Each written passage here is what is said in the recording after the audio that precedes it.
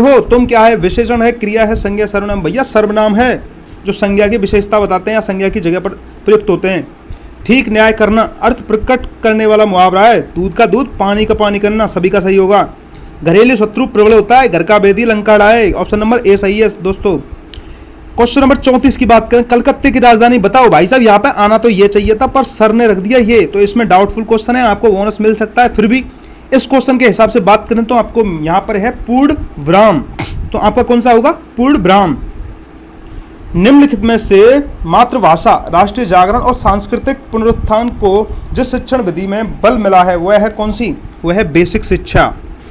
याद रखना दोस्तों, प्राथमिक स्तर के पश्चात पद और कविताओं का चयन करते समय ध्यान रखना चाहिए कविता की भाषा कक्षा स्तर के अनुकूल होनी चाहिए। ठीक है ना दोस्तों, ऑप्शन नंबर आपका सी सही है 36 में। 37 की बात करते हैं, विद्यार्थी सही ढंग से लिखे और उसके लेखन कौशल में निरंतर विकास हेतु आवश्यक है। अध्यापक विद्यार्थी लिपि, शब्द और वाक्य रचना की अशुद्धियों को दूर करते रहें। ऑप्शन नंबर आपका ए यहाँ पर सही हो जाता है। क्वेश्चन नंबर 38 की बात करें, विद्यार्थी में पठन कौशल विकसित करने हेतु उचित उपाय है पुस्तकालय से संदर्भित पुस्तक लेना, पढ़ने तथा अधिगम सामग्री खोज का अवसर दिया जाए। तो ऑप्शन नंबर आपका 38 में ए सही हो जाता है। 39 की बात करें कि निम्नलिखित में से मातृभाषा हिंदी शिक्षण की समस्या है देवलिपि की अवैज्ञानिकता। तो ऑप्शन नंबर आपका ए सही है 39 में। 14 की बात करें, निम्न में से भाषा शिक्षण पद्धति में सर्वोपरि स्थान है, तो वो है पाठ्य पुस्तक। क्वेश्चन नंबर 41 की बात करें, निम्नलिखित में से एक विशेष प्रकार का भाषा शिक्षण साधन है जिसका वर्तमान में विद्यालय शिक्षण में सर्वाधिक प्रयोग करने हेतु बल दिया जा रहा है, वो है टेप रिकॉर्डर। वैसे मेरे हिसाब से टेप ही रिकॉर्डर होना चाहिए, टेप ही रिकॉर्डर, क्योंकि वीडियो रिकॉर्डेड करके लाते हैं पढ़ा देते हैं। भाषा शिक्षण द्वारा विद्यार्थियों के भाषाई ज्ञान एवं कौशल तथा उनकी रुचियों एवं अभिवृत्तियों में कितना विकास हुआ है, इसकी सापेक्षित जानकारी प्राप्त करने हेतु कौन से दो कार्य करने होते हैं, तो वह है मापन द्वारा प्राप्त मापों की व्याख्या। यह वाला क्वेश्चन आपका करेक्ट है दोस्तों। भाषा शिक्षा के शिक्षण में मापन की सर्वाधिक प्रयोग में ली जाने वाली विधि कौन सी है, निदानात्मक, परीक्षा विधि, योग्यता विधि या फिर भावनात्मक। तो यह कौन सी आपकी दोस्तों, परीक्षा विधि। ये आपका डाउटफुल है, ये आप कंफर्म कर सकते हैं, मैं आपको कंफर्म करके बता दूंगा। यदि विद्यार्थी कुसमयोजन से बच रहे हैं, पढ़ने की और उनकी रुचि वृद्धि हो रही है, उनके व्यवहार में यथा परिवर्तन हो रहा है, तो निम्नलिखित शिक्षण कारगर समझना चाहिए। तो ऑप्शन नंबर आपका बी एकदम करेक्ट हो जाता है यहाँ पे दोस्तों।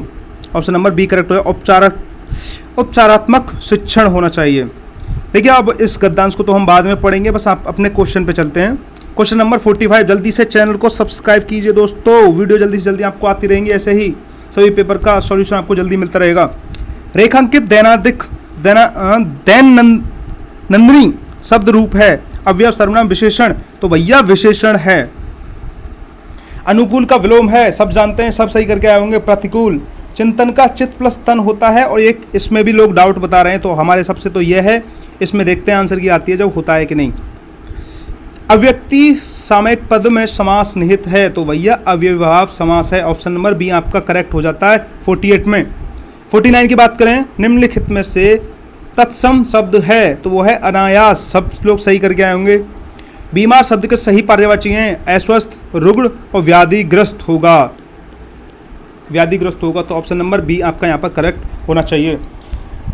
निम्न में से वर्तनी की दृष्टि से शुद्ध शब्द है, तो वो है स्पष्ट।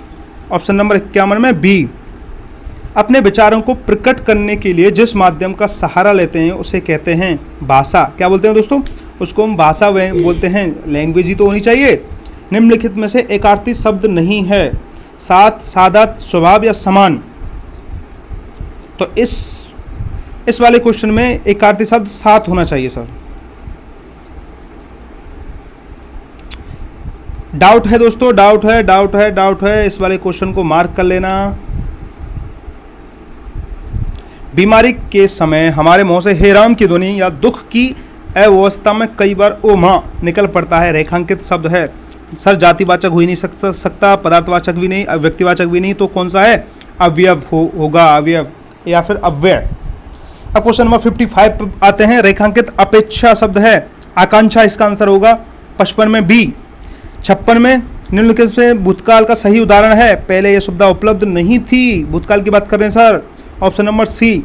निम्नलिखित में स्त्रीलिंग है, काफी है, सब बच्चे सही करके आए होंगे।